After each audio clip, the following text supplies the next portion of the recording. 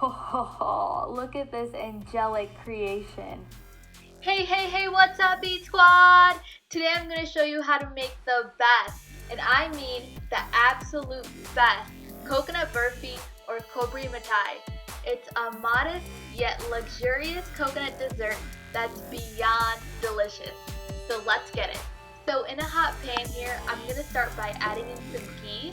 And when this warms up, I'm going to add in our grated coconut and give this a little toast. You just want to toast the coconut a little bit so it starts to warm up and starts to release some of that oil. So I can already start to smell the tropical aroma of the coconut, and so I'm going to add in some sugar, and I just want to keep stirring this so the coconut doesn't brown, but the sugar still heats up and melts right in. Alright, so to this I'm going to add in some milk. If you're using a freshly grated coconut, you're going to use a little less milk since the coconut already has that moisture, but since I'm using desiccated coconut, I'm going to need a bit more.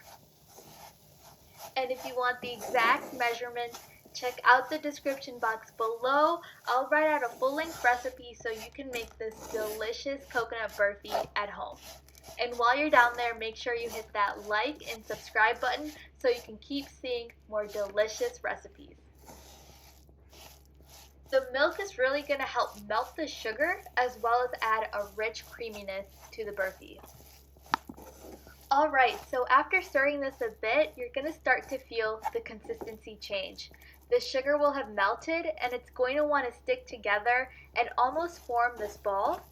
And that's when you're going to have to work fast and add in some cardamom powder and a pinch of salt.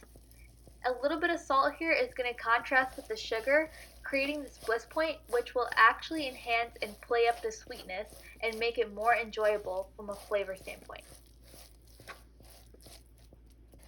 And now we're just going to transfer this into a lined or greased tray to shape the burfi. I want to create some grid lines while it's still warm and malleable so that when it cools down, it will break into these clean cuts. Top this off here with a little powdered pistachios, some almonds, and let this cool for about 2 hours. Alright, so it's been a while, the burfi has cooled, so I'm going to cut this into our desired size, and you can even garnish it with some dried rose petals. And there you have it, folks. Absolutely perfect coconut burfi. Cheers.